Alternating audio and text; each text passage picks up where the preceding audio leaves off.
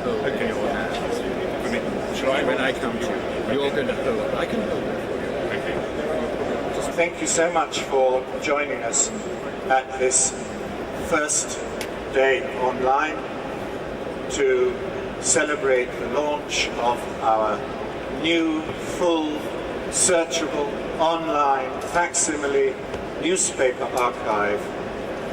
The newspaper archive, the complete newspaper archive of the Financial Times from its foundation in 1888 up until the present day.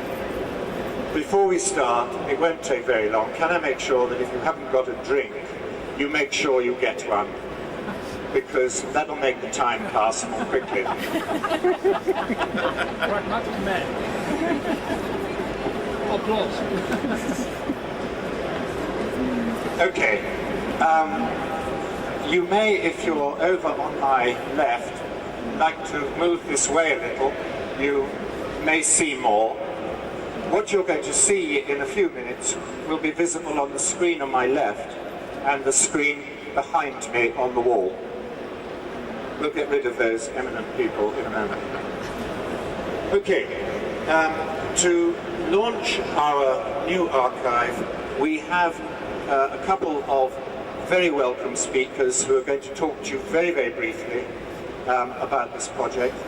First of all, the General Advisory Editor of the project, Professor Richard Roberts of the University of London, is going to say a few words, actually words he's written himself, not by us, and then follow that with our good friend at the Financial Times, Alison Parker.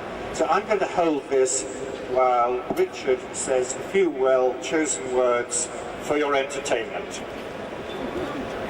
Thank you. Thank you very much, Mark.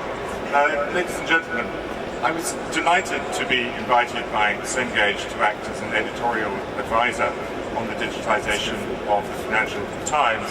In fact, this is my third association with Cengage, having acted in similar ways on the digitization of The Economist and the making of the modern world. Now, since the onset of the financial crisis in the summer of 2007, financial commentary and financial history, my own specialism, have boomed. The crisis has turned the FT's Gillian Tedd into a celebrity, and the BBC's Robert Peston, and we financial historians have never had it so good. All of which makes the launch of the Financial Times Digital Archive today impeccably timely. For financial historians, the digitization of the FT back to its foundation in 1888 is something that we have long been praying for.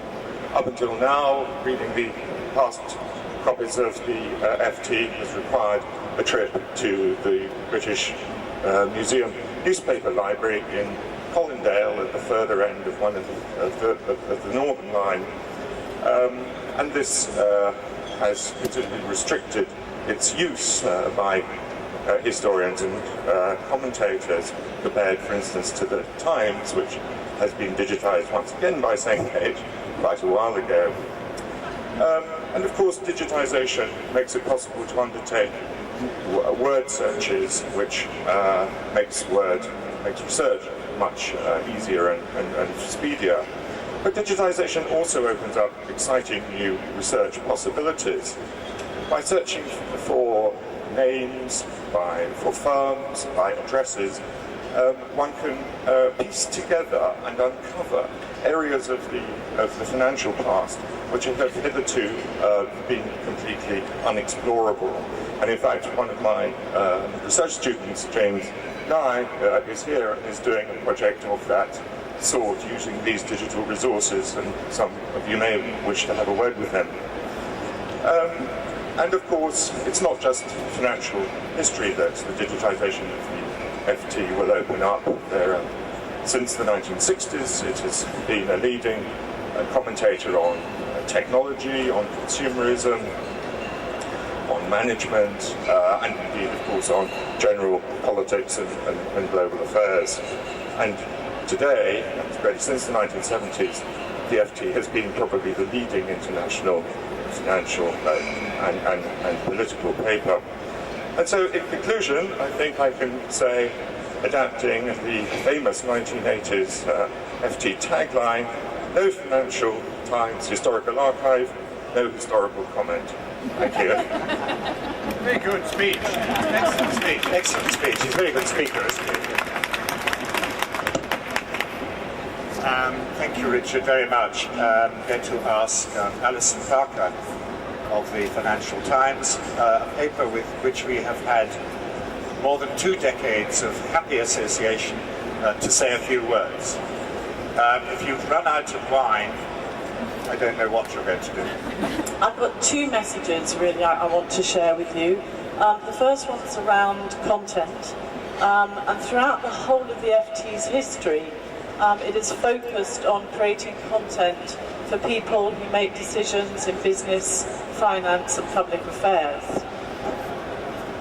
And obviously its objective is to present those people with everything they need to do to make good decisions. And there are 2 key elements. So there are many elements of the way that the FT does this, but there are 2 that I want to talk about. One of the major ones is about editorial independence, which has been evidenced through the many years that you'll be able to see through the archive. But more recently was during the 1992 UK general election, when they advised voting against the anti-city, effectively, and voting for Neil Kinnock. And many times before that, through the years. The other big thing to focus on is its quality, and the confidence in that quality is paramount to the success of the FT. And we work very much on the principle of not simply being first with a news story, but being right first. The other message I want to share with you is the long, and in fact Mark's already alluded to it, is the long and fruitful relationship that the FT's had with the team at Gale, now part of the Cengage family, of course, over the years, and delivering FT content into the academic and public library market from creation of the microfilm 20 years ago, which is obviously a representation of the archive we see today, and also the delivery of FT as part of a text aggregation service. So this FT historical archive that Mark's going to talk to you about now is a great extension of that relationship. And I'd like to thank Mark Holland and his team for working with us so efficiently and effectively to be in a position today to launch this product. And it has and continues to be a pleasure working with you. Alison, thank you very much. It's a very warm word.